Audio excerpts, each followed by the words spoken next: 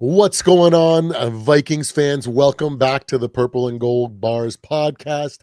I'm here with a special guest, Mr. Q-Dogg, in the house from the Real to Sports podcast. And today we got a good one. It's our season finale show. We're going to talk about all things Vikings. We're going to let Q-Dogg give you guys some great nuggets of knowledge, wisdom. He's got a wealth of experience and knowledge. He's been watching football a lot longer than me, so I really want him to take center stage. And then we got a couple good topics for you to talk about the Minnesota Vikings, and then maybe we'll touch base on like maybe some draft stuff or anything like that. But overall, I think this was an eye-opening season. For me, it was in different ways. First off, I feel like we were able to build a good culture. We were able to learn how to face adversity from everything that happened last year, which is why we continue to fight as well as we did. Number two, Brian Flores, his defense is legit. Okay, it's top tier. I don't care what anybody says. This defense is one of the best in the league, and I'm excited for the Wilfs to freaking give them the blank check. And so overall, I'm pretty happy with everything. It wasn't ideal, but based on the situation, I think we did a solid job, and I'm overall happy despite not hitting our ceiling like I wanted to see us hit a wild card spot. But without further ado, Q-Dogg, let us know. I know you have a lot on your chest. Let us Vikings fans know what we need to know about 2025 Minnesota Vikings. 2025 Vikings was starting out as a promising year, even though we went out with Sam Darnold and we see that we needed O-line help and D-line help. We addressed those issues, and we thought that we're going to 2025 with the talent that we had, that we was going to get back to those 12 and 13 wins. I forgot how many we had. Maybe I think it's 14 wins. Yeah, 14 wins. Something that's hard to do. And I felt like that's what we was going to head in 2013. It started out rough with J.J. McCarthy in the Chicago game, even though in the fourth quarter he was the comeback kid. Then, his injury spree wearing started to come around the second week when we played the Atlanta Falcons. His sprained ankle, and he was out for a long time. Throwed in Carson Wentz, and he did what he can do until he got hurt. The in and out, the shuffling of the quarterbacks with injuries. Really played this season.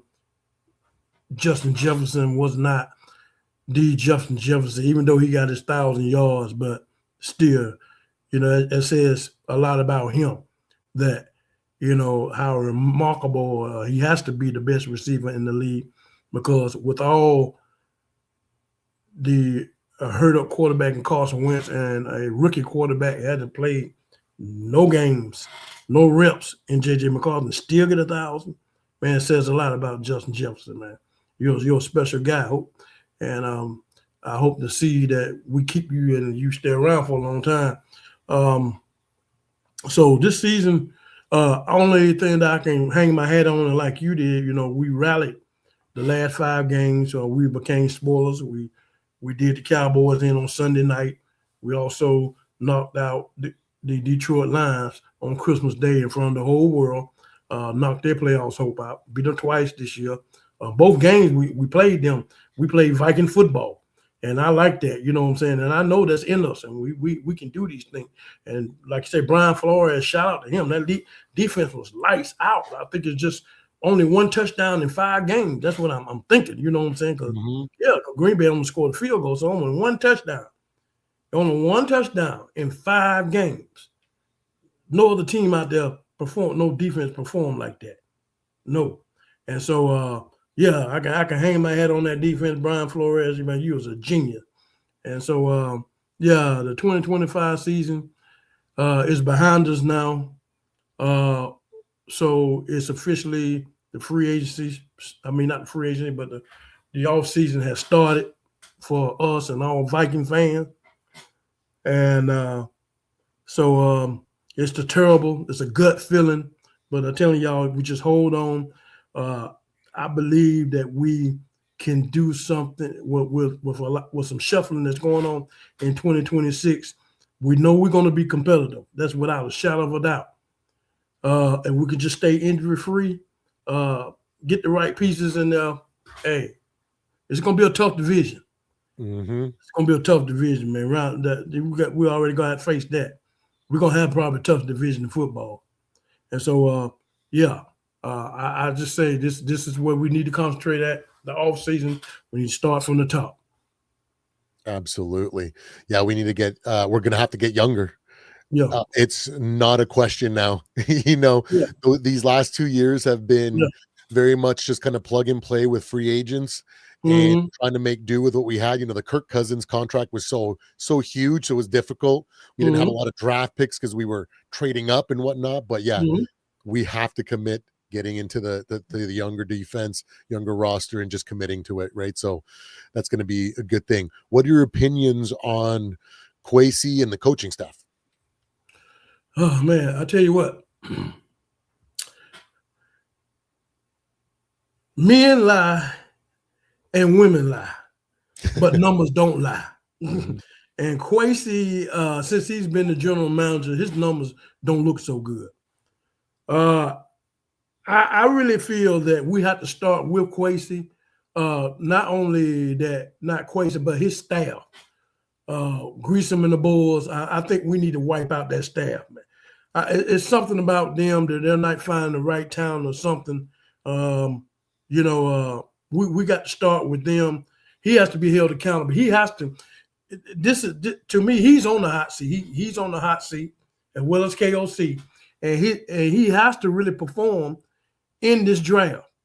Kwesi, he got to hit a home run, man. We got 12 picks, something like that. We got a lot of numbers of picks. Decent amount of picks, yeah. Decent amount of picks. So we got to make this count. We got to get the right players in. We got a lot of holes to fill on this team. And so Kwesi, get your staff right, man. I'm rooting for the best of you. But we know that you have hit and you have DAs. You hit and miss in free agency, but you never hit strongly on the draft. And you have to hit in this 2026 draft. It's imperative that you do. Mm-hmm. And so you got to get the right players in. Hopefully we get reflow in that, and he can help you get the right defensive player to get his staff right. But start from the top, man. I really feel that the Kwesi, man, you got to get it right. We're keeping you around. And if your staff is not going out there scouting well, or bringing the right players in. Starting with the scouting, the combine. You and KOC, man, y'all got to put y'all heads together, man. Y'all got to sharpen up y'all some pencils. Get your pack of pencils and sharpen them up, and go to work, man. Y'all got to do it, man. Absolutely. This is y'all got to have it, man. Really got to have it, Kwesi. So yeah. That's definitely an area where there still needs a good amount of improvement. Like we've had some good hits, right? Dallas Turner, Will Riker, Jalen Naylor, Jordan Addison.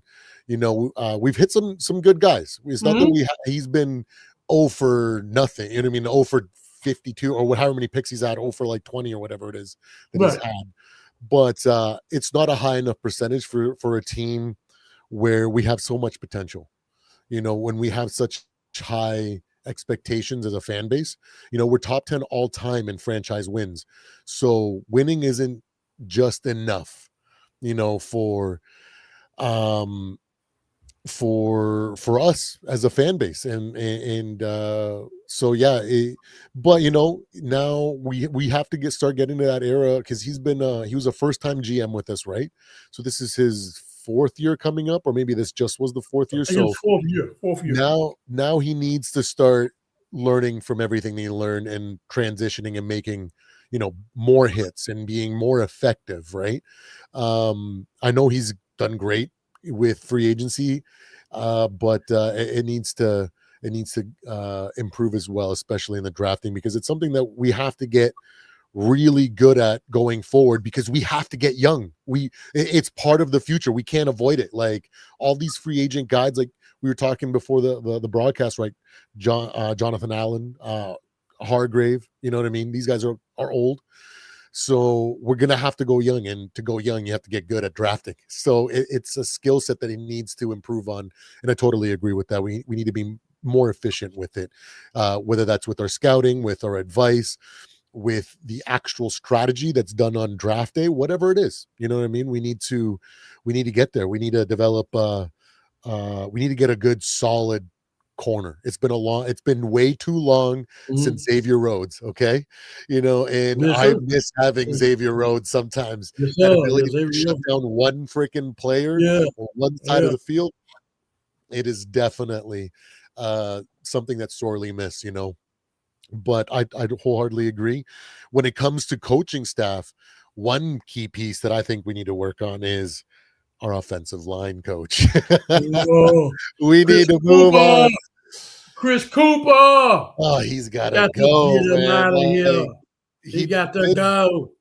he did better as the season went on, but I think to me, it was a little bit too little, too late. Mm-hmm. So I want to bring in some fresh blood. You talked about Brian Callahan from the Tennessee Bill coach, Callahan. or Bill Callahan, that Mm-hmm. got let go from Tennessee, right? He's Mm-hmm. going to be needing to rebuild that resume. So come down and rebuild our trenches and prove that you still got something, and you know a win-win situation for us. Oh yeah, Delton said deep at corner and safety. Harrison Smith is gone. Let's Right. bring Harrison Smith back as a position coach. You know what I mean? He's got knowledge, man. He could definitely do it. Um, Absolutely. When it comes to defense, though, I am very much whatever Brian Flores does.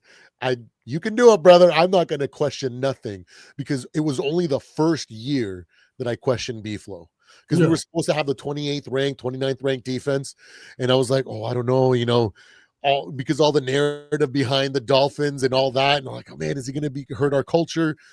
And I said, well, all I could do is just have faith. I said, let's see what the man can do. Right. And then he brought us to where he did, from like 29th up to like 16th or whatever it was. And I said, from there on, I said, I trust you, Brian Flores. You can figure this out. You know more than any one of us want to give credit. So absolutely. Um, are there any other things on your chest that you want to talk about this season in regards to the Vikings? Yeah, I mean, it was sad to see that a lot of players that I seen that underperform for this organization. Um, I want to give a shout out to um, C.J. Ham Oh, and Harrison Smith. I'd be remorse not to continue in this podcast without giving it for their longevity as Vikings football players and played the game the right way on and off the field. I wish both of you uh, success. To see that post game locker interview, to see them guys cry and yeah. with their warriors, blood, sweat, and tears with those players, that'll be a moment that they'll cherish for the rest of their life. And so, as we move forward, um, I see Dallas Turner is arriving, and he's arriving and he's peaking at the right moment. I think he's finally getting it. And so that's a good thing I see on that end. And but like you say, we need that Xavier Rhodes. We need that corner. And then there's a few out there getting that. That's what should be a Brian Flores pick at number 18. That physical corner, that brings that shutdown ability on that one side, and we can do other things. And but I'm just kind of on the defensive side, I know we're going to be okay. Even if we lose Flores, I hate to say, we got Raheem Morris out there, Schultz out. I mean, there's other defensive coordinators that come in and may not be as good as Flores and as far as scheme wise, but I think they can still come in and run a good defense. But I think that our defense is okay. We just need to get a few players, a linebacker. We need to get another linebacker. We got a guy today. Yes, it was today. Yesterday, we got a guy. This is what Delton wanted to talk about. Talking about the undrafted free agent from Canada. Yeah, you got him. He is a pretty standout player up in the CFL. So Yeah, I, yeah, you should know. Yeah, he up in your way, up your way. Yeah. I will give him that. But Delton wanted to know, with our DC, our defensive coordinator Brian Flores not signed yet. Do you think that's disrespectful to bring in a guy that may not be a B flow type guy or someone that he approves of? Or maybe he did approve of it.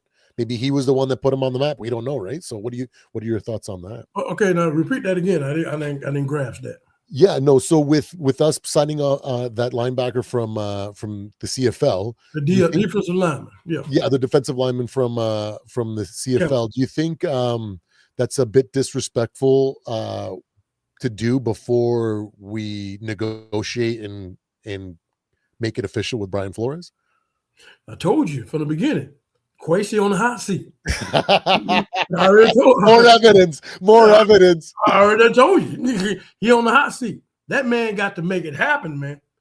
And he's starting out the gate. Any little crack that he can get. And he went and jumped on that guy and brought him on in, one of the best in the CFL at that position. And he brought him out in with no question. He starting out because he know this is it for him. He has to make this draft count. He has to. So I don't see that's just been disrespectful. I think there's something about the only thing I think about that is Quasi trying to keep his job. Yeah, that neck is on the guillotine. Trust me. Absolutely. Yeah, definitely. It's an interesting situation because Quasi isn't your traditional GM, right? Right. He's brought in because he does things differently, right? Numbers guy. So he's not going to do things like everybody else. So yeah, I kind of feel like that move was if assuming that Brian Flores had no input on that, you know what I mean, and he wasn't, didn't talk to Quasi about that, then yeah, I feel like that is definitely one of those moves that he's just trying to make some splashes or try to hit in as many different ways as possible, to kind of solidify his job. And that could definitely be disrespectful considering if Brian Flores didn't know, would Brian Flores even consider that, right? So great point, Delton. Yeah, it could very much well be perceived at that. But for all we know, all season, during the CFL, B-Flow and Quasi could have been like, you see this guy up in Canada? Like this guy's, maybe we should make a move. So maybe he was all about it. He's a big boy. He's making some noise up. He making some noise up there. He definitely did really well. So it's interesting to see what is to come with that and whatnot. But I just really hope that we sign Brian Flores, man. I just say give him the check, man. Give him everything he asks for. We were talking about this before, how you're in and I think a lot of the fan base as well, in your opinion as well, Quasi and you've already mentioned that Quasi and KOC are on the hot seat. And then I mentioned that it was reported this season that both of them are has been reported as like they could have lost the entire season and their jobs were safe, right? So for me, it's one of those situations where I think that at the end of next year, that's the hot seat. If this upcoming year, if nothing goes wrong, if there's no excuses, right? There's no injuries, everybody just plays bad or they make bad decisions, I think then he's definitely gone. You know what I mean? I think that's when you're going to be in the hot seat. And I feel like that might be a bit of a negotiation tactic that the Wilfs can have with Brian Flores and say, hey, listen, come back, be our defensive coordinator. And this upcoming year, this is KOC's last year. If he doesn't do it, doesn't produce the team that he's been promising us for the last 6-7 years or whatever it is now, it's your team and we're going to move on from him and you're going to be the next head coach. Because I think that might be a negotiation tactic, said kind of between them and kind of keeping it away from Quasi and KOC, because they don't want to ruffle feathers there either and put them feeling all flustered and change their mindset. But I would love for everything to go right. I'd love for Brian Flores to come back and KOC and Quasi figure it all out and then be as perfect as we imagine them to be, and then we just like run, right off into the sunset and start competing for Super Bowls. I would love that, but I would also love if Brian Flores was the coach. He has gained so much of my respect because he did things so fast. With KOC, I used to be very frustrated in the first couple of years, but I've seen continuous growth, so it's very hard for me to, if I would have been seeing no growth and no development, then I'd be very mad at KOC. But because of my background, I give a little bit more leniency in that way. So I'm like, let's just wait until he's stalled or declining before I start trashing on the man, right? So, but if it doesn't go right, man, I said it on Vocal Vikes podcast. I give him till week 8, like we were talking. If they're not 6-2, 5-3, 7-1, you know what I mean? Like where we're clear, high percentage to get into the playoffs. I'm going to be talking something different. You know what I mean? Mr. Pre, welcome. Hey, Welcome. baby. It's my girl. Yeah, there we go. So I'm excited because one way or another, we're going to probably get what we want. You know what I mean? So either we're going to get the team that we want or Yeah. we're going to get Brian Flores as the head coach. Yeah. Fingers Yeah. crossed. That's maybe my wishful thinking, but Yeah, man. I mean, we're in love with the guy, man. he's And so good. we know that guy, man. He produces, and for him to not be a part of this organization and go somewhere else, we wish him well that was to happen, But at the same time, we love him here. We love him here because he make things happen on that defense, man. I tell you, man, that guy right there is special. Absolutely. He's a leader of men, and he is the type of coach that I respond from my generation. I know that you respond to that type. I like drill sergeants. I like guys that will get right into my face and tell me I'm a freaking loser and tell me to do better. And then that lights a fire under me. Right. New generation kids don't really respond.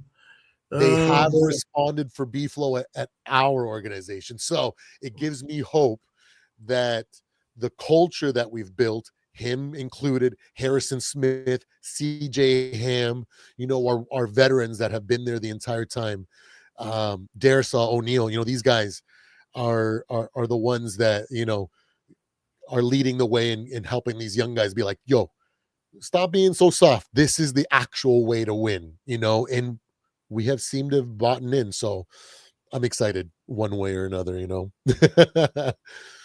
Now, let's move into the first topic of the night, which is going to be what we learned from the 2025 season. I'll start first. I'll give you a rundown of all the things that I learned. First and foremost, we're not that good of a team to overcome massive injuries. We're not the 49ers yet. They've learned because of the injuries that they've had in the past few years to build a depth, which is why they've done so well this year. They were smart. They moved on from Debo and brought a whole bunch of quality backups and built some good depth, and they overcame, So unfortunately, as good as our supporting cast is, it doesn't go as deep as I had hoped it was, right?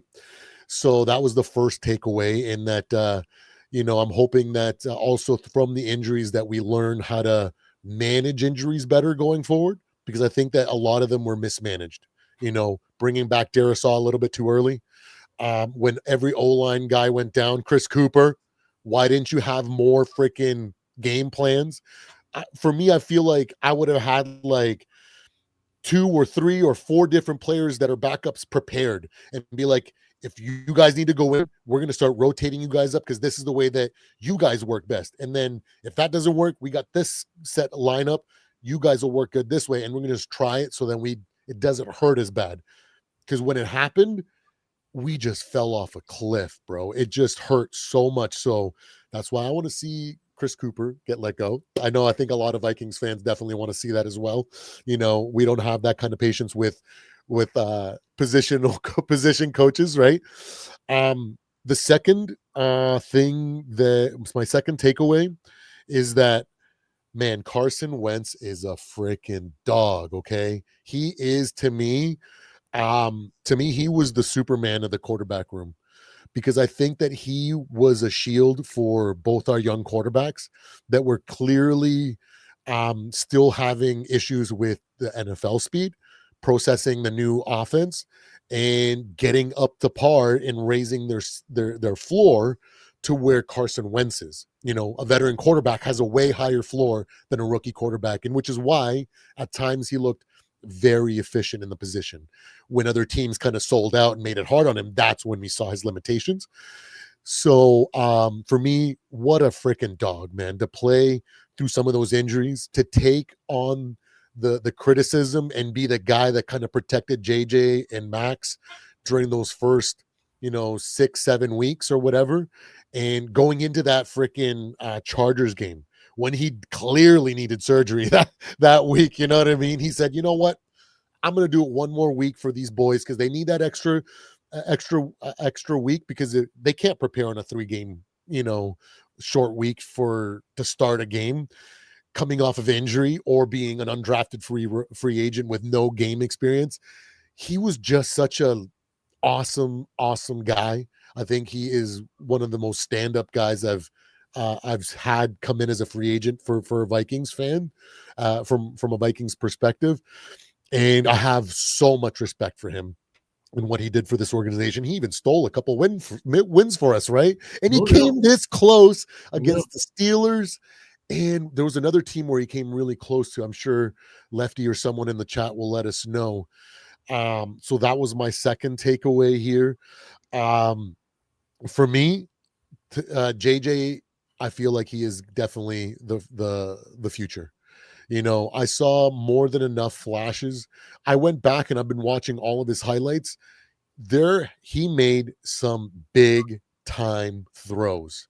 Even when he had those bad games at the beginning, there were some throws that you go, whoa, that is, franchise caliber level.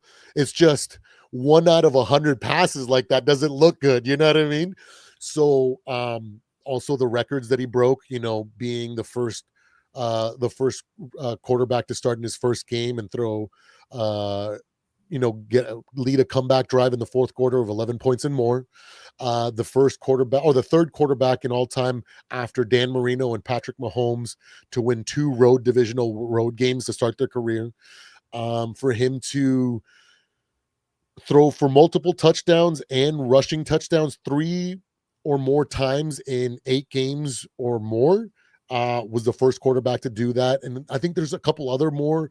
There was one where he threw in 3 weeks. I think he accounted for 9 touchdowns in 2 weeks or 3 weeks or something like that, which was another NFL record, right? So I know it's very small in comparison to all the injuries and the negatives, but I think that he's definitely has the potential. I think that we should definitely not pull a Cardinals and go the way of Josh Rosen and throw him away when there's still way too much that he can show. The last game for me showed to me that willingness that we need to have from a quarterback late in the season where everybody's injured. He went out there. He could have easily said, "Yeah, I want to rest my hand." You know what I mean? But the fact that he worked his way back and then played for as long as he did, and he threw for 184 yards. I think he had like an 84 passer rating, no touchdowns or anything like that, but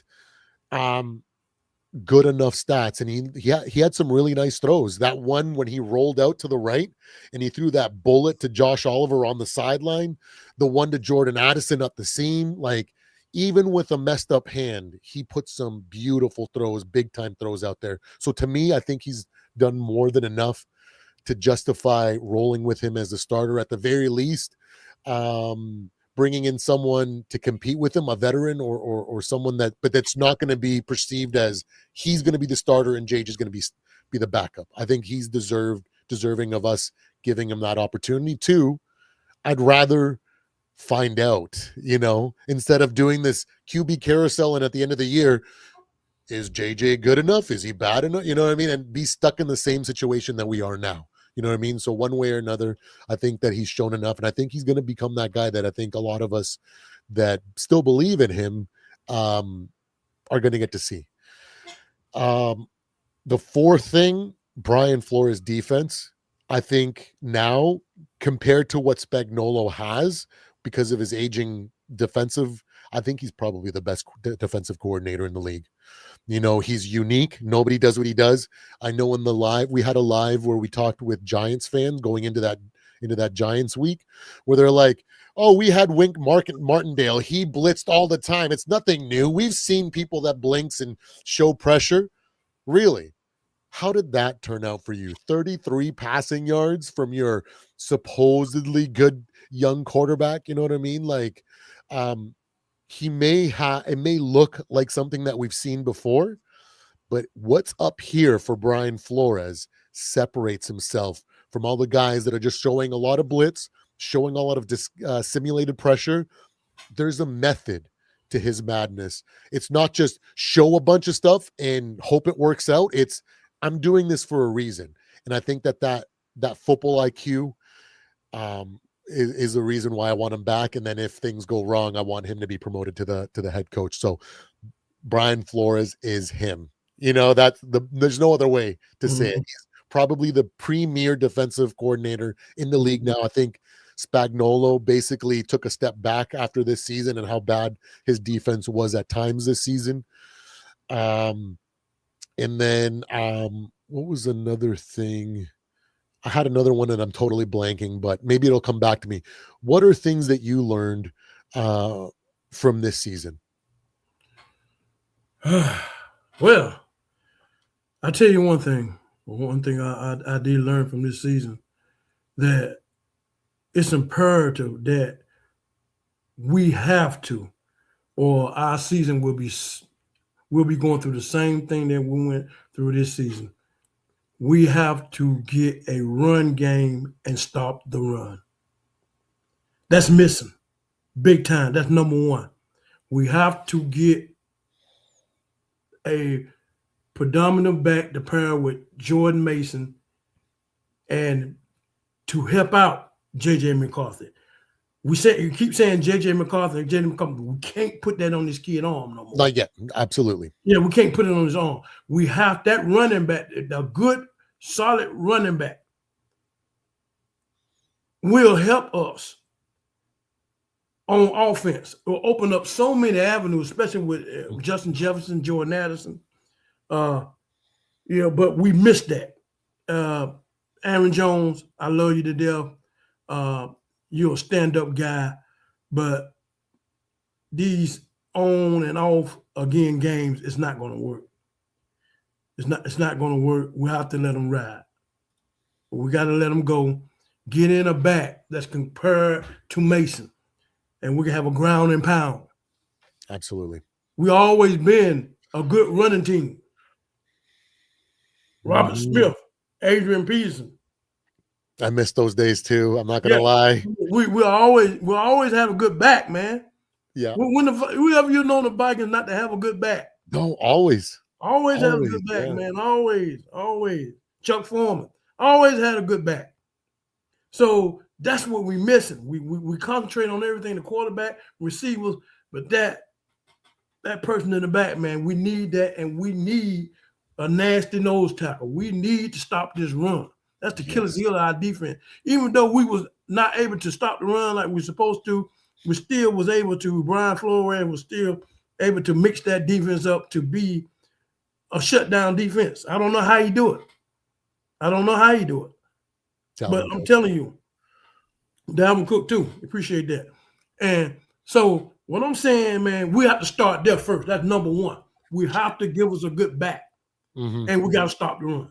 If we don't do those two things, we're going to have the same type of season next year. I promise you that. Yep. We're going to have that same type of season.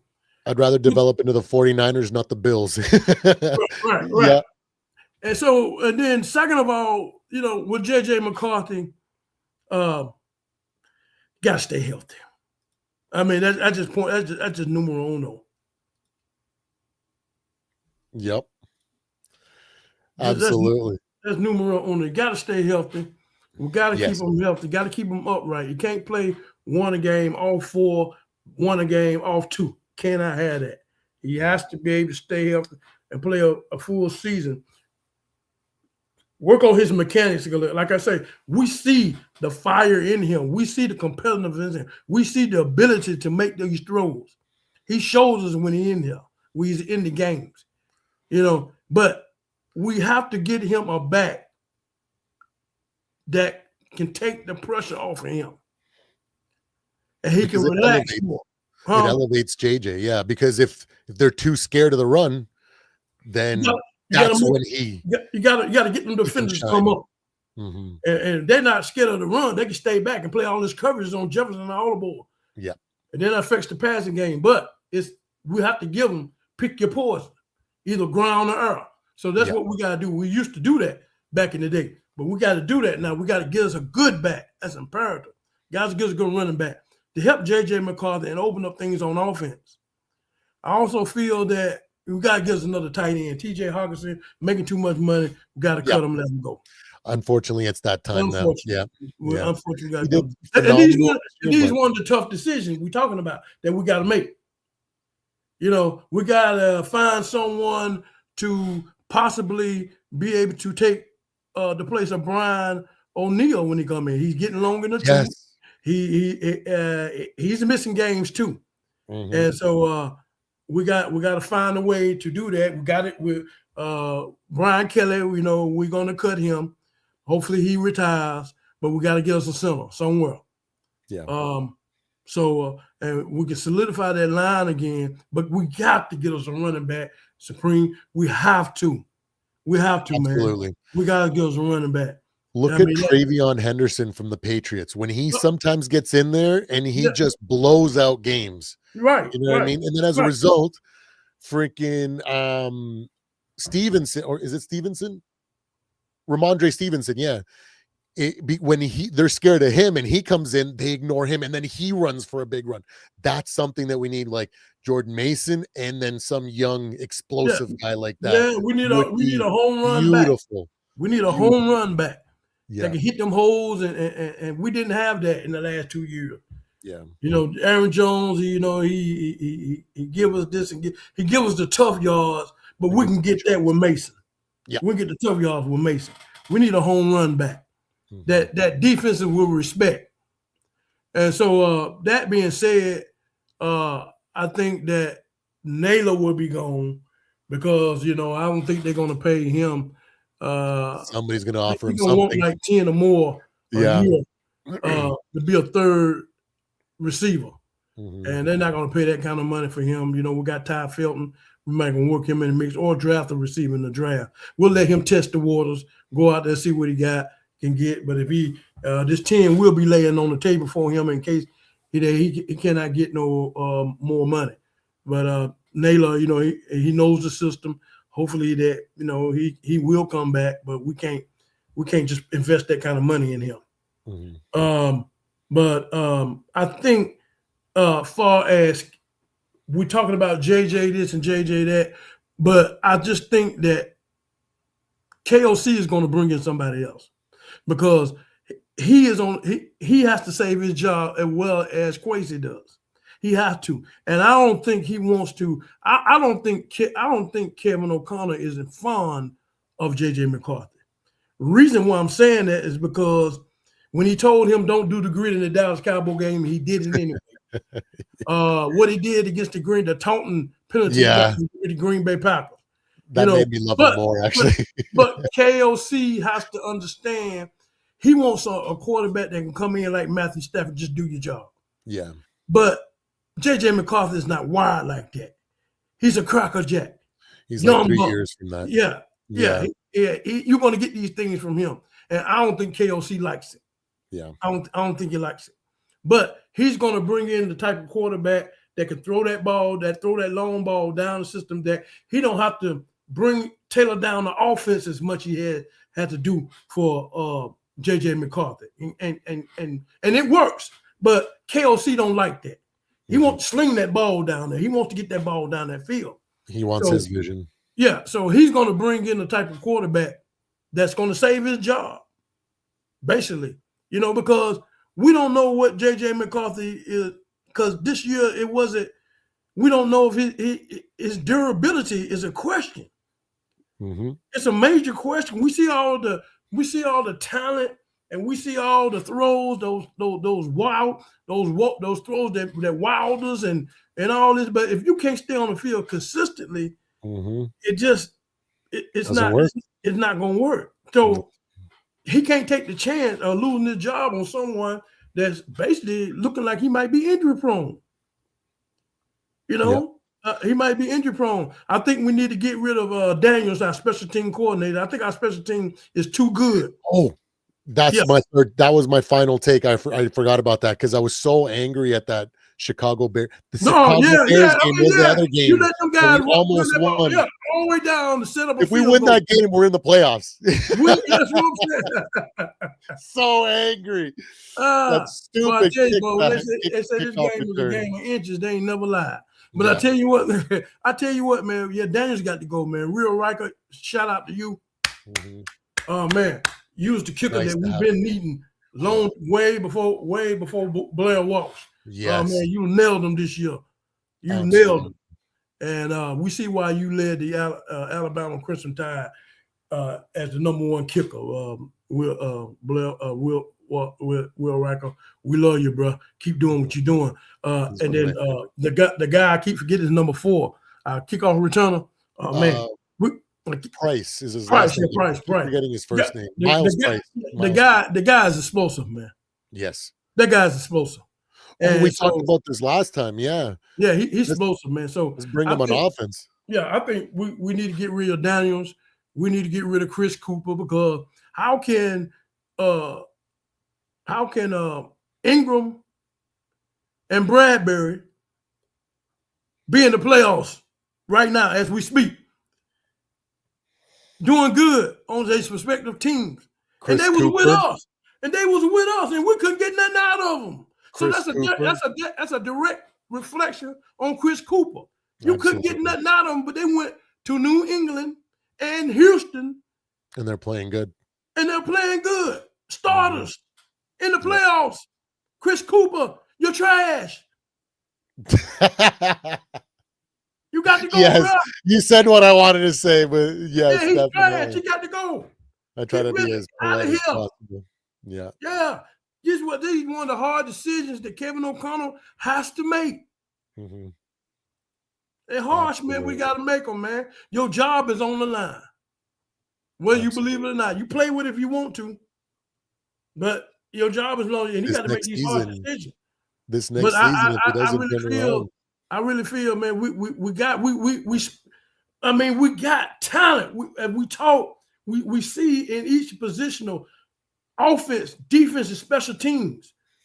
When we come together and we band together, we see in that 5-game winning streak, we seen that. And we band those 3 together, man, we are indestructible. And we could have got our offense half as good as our defense. Man, those last 5 games, if we play a season like that, can't nobody beat us. Yeah, it's going to be. It's there. It's showing, but we got these little things here and there, these injuries, these players that I feel that, lack of a running game killed us, man. It killed us. Absolutely. It killed us, man. We need that back. Yeah. Every time you turn around, Aaron Jones was up under that medical tent. Every time you turn around. That O-line could not block for the running game couldn't block, whatsoever. Man. And I get it. They were injured and there's no continuity there because they're always subbing someone in.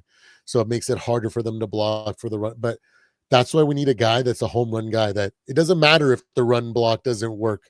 He's still going to find a hole and he's still going to make it. He's going to find a hole. He's going to move that chain. There were so many runs by Travion Henderson this year where there was nothing. And he just bounced it out, natural running back, and gone. You know what I mean? Travion Henderson. I knew he was going to be a good. I knew he was going to be a guy like that. We definitely need a guy like that. I know D Wood said that when we were talking about TJ, how it's probably the year for him to go. He said, no, not TJ. And I understand, because, he did very well. Once he was off of blocking duties, he was a chain mover. And when he was on blocking duties, he shut down TJ Watt and other defensive ends one-on-one. So but it's about the money It's at this about the point. money. It's about the And money. when I see Josh Oliver coming up with that massive catch on the sidelines, toe tapping, with JJ McCarthy rolling out and putting a freaking bullet on him, and I go, I think Josh Oliver is more than a freaking blocking tight end. I think He he can is. also catch. So he Yeah. may not be as he may not have the ceiling that TJ has when it comes to the passing game, but at the same time, he can also block. And then if he's always on the field, it's hard to predict what he's going to do. Is he just blocking? Is he actually breaking out for? And then all of a sudden he becomes even more dangerous in the passing game. And then we can bring up some other guys, right? Like Bartholomew, I think is still on the team. I Yeah, think Bartholomew, he never got a right, shot because of his back. back So injury and stuff like yeah. that. Or maybe we can draft another young guy. What I'm Yeah. saying is like we might already have the replacement for TJ on the line on the team, and we can open up salary cap and try to get younger. I tell you what, if we can get that boy for Oregon, Sadiq, that tight end, you Ooh, seen the arms on that joker? yeah, Oh my that guy God. is something else, man. Yeah, Sadiq is Ooh, something else, man. that Yeah. would be dangerous. Going two tight end set more often than No, not. yeah. Him and Oliver. That Woo. would be beautiful. Yeah. Absolutely, I agree for Yeah, sure. man. Yeah. And then let me think. The next thing, the second topic that I wanted to talk about now that we've talked about our takeaways for the season is JJ McCarthy's trajectory. You know, I as much as the upside that I see for him, and I am definitely a JJ McCarthy guy. It's no secret. Everybody knows this on this channel. You know this. So, I'm always standing up for my guy. I'm also realistic. I don't think he's going to be next year come out there and look like Tom Brady either. I still think that for him to be hitting the ceiling that I see that he could potentially get to, one, he has to stay healthy, right? And put this injury history behind him and just be like a blip on the radar. It was just something that happened at the beginning of the career, and he just becomes tough as nails going forward. But I see him becoming that guy in his third or fourth, maybe even fifth year starting. So that's what my trajectory is for him. I want to clear the air because I feel like some people think that I believe that next year he's just going to be as good as a top 5 quarterback. That's not what I'm saying. I think that he has the potential to be a top 5 quarterback in 4 or 5 years. But a Right. lot of things have to happen before then. We have to have a solid run game. We have to have Right. a solid O-line. Right. And that way he can go through the trajectory and progressing the right way to get to that ceiling. There you go. So that's why I wanted to kind of talk about JJ and what I believe he is as a young man. He's only 22 as well. Right. You know what I mean? And the upside, as well as all the historic moments that we got to see, some of these beautiful passes. That one pass, I think it was he against. throws some nice passes. There was somewhere he put them in places where only our receivers could lay out for. I don't see Lamar Jackson doing that. I don't see Jalen Hurts doing that. Right. I don't see Kyler Murray doing that. I don't see Right. Tua doing that. Right. All these guys that are linked to being like the only guy that I can say that can do that is Joe Burrow. Right. And out of all the guys linked that are potentially in the market for us. So I'm like thinking we can just be patient and let JJ become that and build everywhere else first. Get that O-line under control because that was abysmal to say the least this season. We need a good offensive line coach so that he's prepared and he can prepare these young guys, free agents, these backups, so that regardless, because every single team had issues with their O-line. Other teams did very well with all their injuries. Us, we were the bottom of the barrel for that. Yeah, and I think that's Chris Cooper's fault right there. Yeah. On top of the fact that we saw Ingram go last year, I was standing up for Ingram as well as Bradbury. I was like, guys, before the season, we were like, you're too small. He went out and put on 30 pounds. You know what I mean? Like, he believes in this team. He's willing to do whatever it takes for this team. We're just not getting the best out of him. Just that's the kind of player that you want, the guy that's going to do everything for you. And then for Ingram, I was like, guys, sometimes it doesn't look great. It looks really bad. But for the most part, he would give Sam just enough time. And Sam would get the ball off just enough, just out at the right moment, and then then he would collapse, sort of thing. Mhm. So, I'm like, he's not terrible. He's not great either, but there's potential there. And I was like, give a guy a break. And now we're seeing them in Houston and in New England doing really good. And I'm like, Really good. Chris Cooper, Yeah. you know what I mean? So It's a direct reflection on him. We had these guys in our camp. We exactly. had them. And if we had a guy like Callahan there, maybe we Right. would have both freaking Ingram and freaking Bradbury in the building doing what they did for the other teams for us this year, And then all of a sudden, guess what? Our O-line is competent. Our run game becomes better. And then JJ gets to develop in the right way instead of having to go through games where everything got put through on his arm, which at the end of the day, even though it's not ideal, he at least got to experience what it's like to, damn it, I'm going to have to throw 30, 40 times this game to try to win this game. Because eventually he is going to need to do that in the playoffs when things go wrong, right? So at least he's got that experience to draw upon later down the road. I just wanted him to get that experience next year or the year after. But whenever he gets the experience, I guess the experience is what matters. But I would much rather, like you said, us have a strong, solid running game and be Gotta have awesome it. to have a home run hitter. It's funny because during the later part of the Adrian Peterson era, I wanted us to be able to throw the ball more and throw for 300 yards and throw for more touchdowns and be elite in the red zone and not just depend solely on Adrian Peterson. And I was almost ready to be like, let's move on from AP so we can bring that kind of offense in. And we do that, and we don't have a running back. And I go, man, was I wrong. You need a solid home run hitter running back. You do. James Cook, undersized, gets James it done. Cook. You know what I mean? Buffalo. We need a guy like that. We need to compliment Jordan Mason because Jordan Mason, I still believe with good blocking, the guy falls down for 5 yards. So the dirty yards, the grimy yards up the middle for those 1 or 2 yards, the blocking's right, he's going to be phenomenal. And then if we have that home run hitter, the O-line is right, I think that's what puts JJ on the trajectory to be that guy. But you're right. If we don't get that right next year, it might put the nail in the coffin for both JJ's future as well as KOC's future. That's right. Absolutely. Yeah. What do you think about JJ's trajectory, his potential? What do you think he could be? Are you thinking like I am, or are you thinking less? What are your thoughts? Man, I tell you what, man, you basically hit it. You hit it on a nail, man. I'm with you on basically everything that you said, because this man is young, but we seen so much potential. Those throws, the one to Jefferson on the Chicago game, the one to Nail in the Cowboy game, the rollout and put it in a spot where he just hit him in the gut, and the one the Oliver.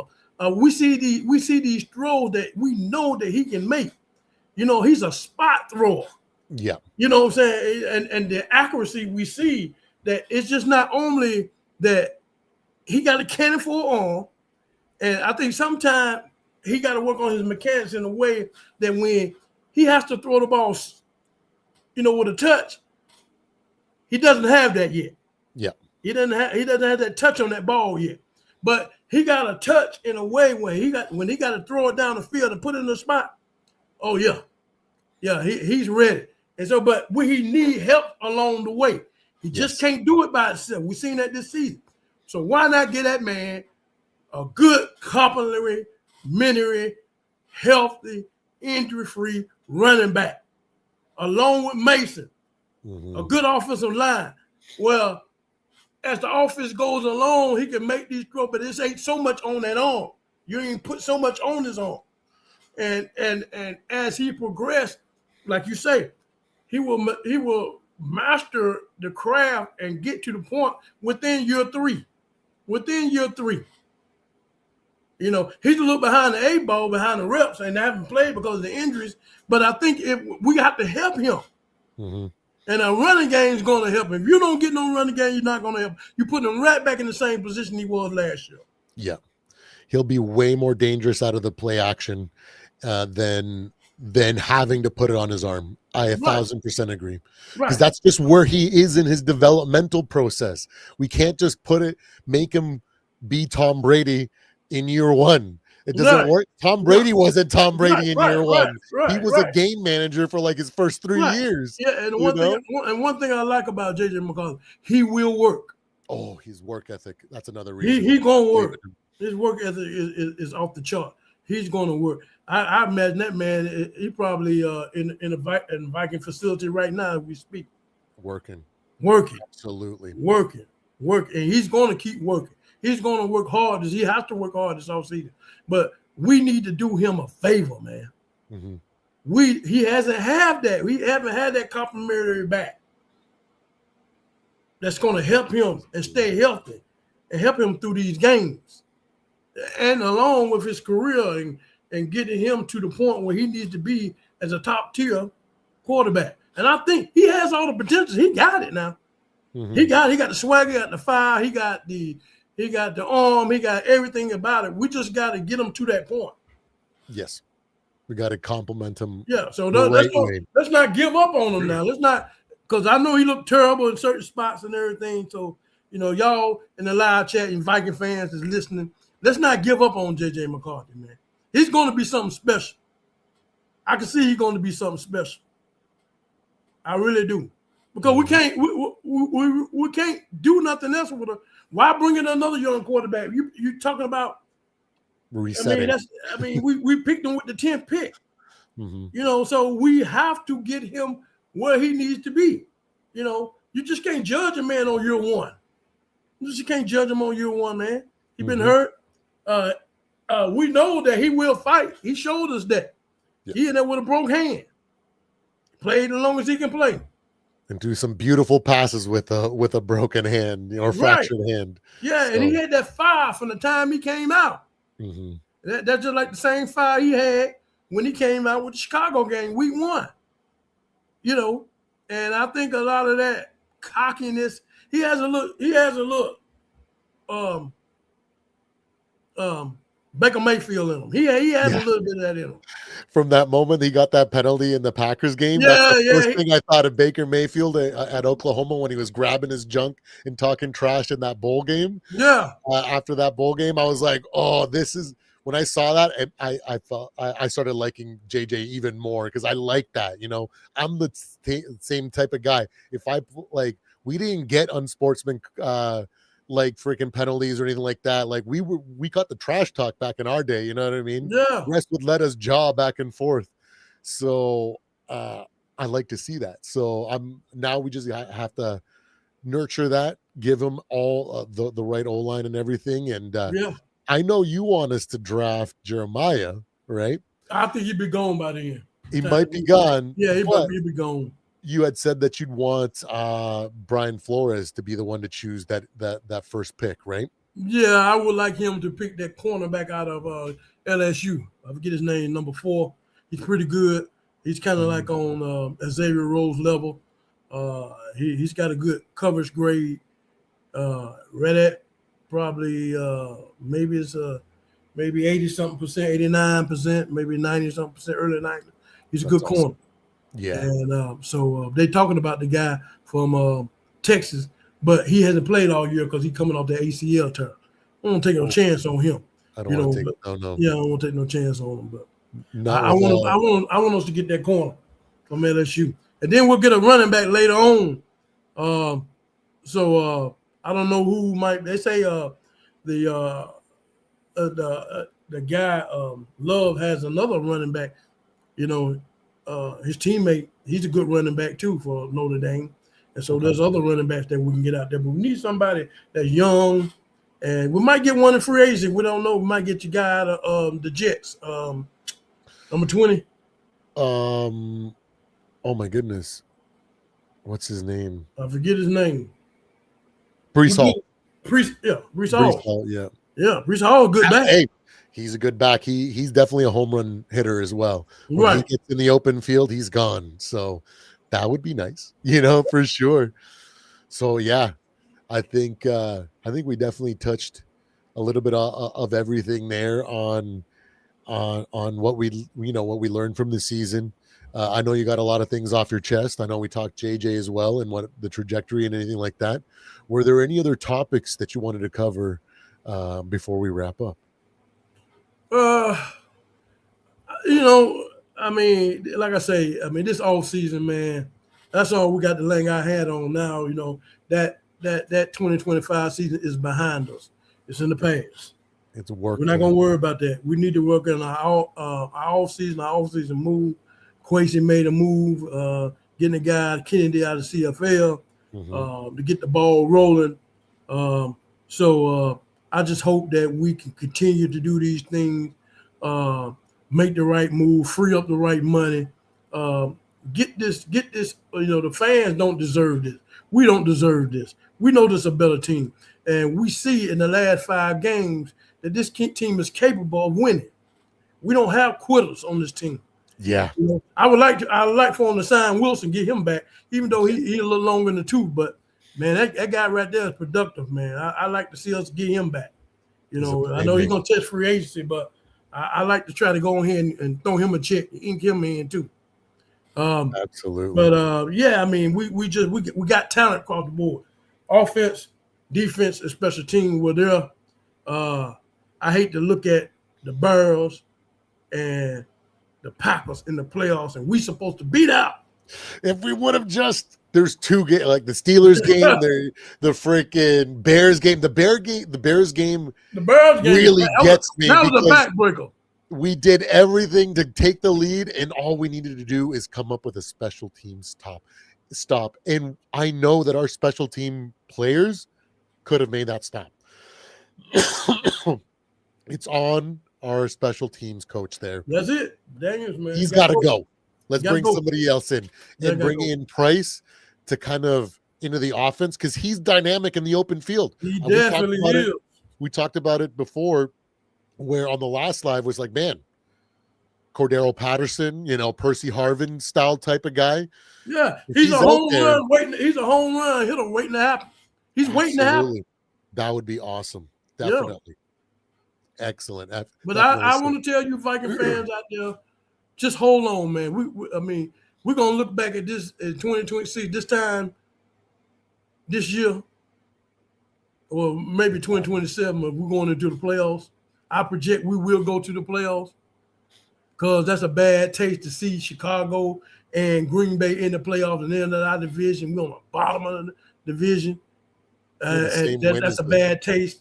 And we're not going to be like that next year. We're going to battle. We're going to be in the playoffs.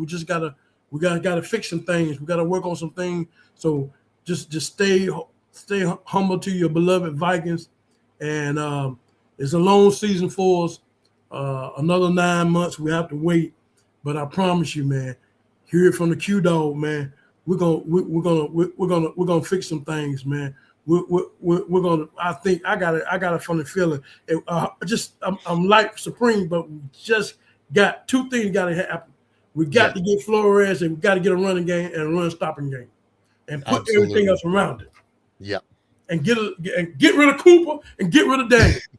Yeah, we are basically we may have different point of views and everything in the way that we have that we look at things, but those things lockstep when it comes locked to in, baby. We locked absolutely in. Yeah, we locked in. Absolutely. But it really does hurt. I don't know how you feel. I don't like dismal seasons like this.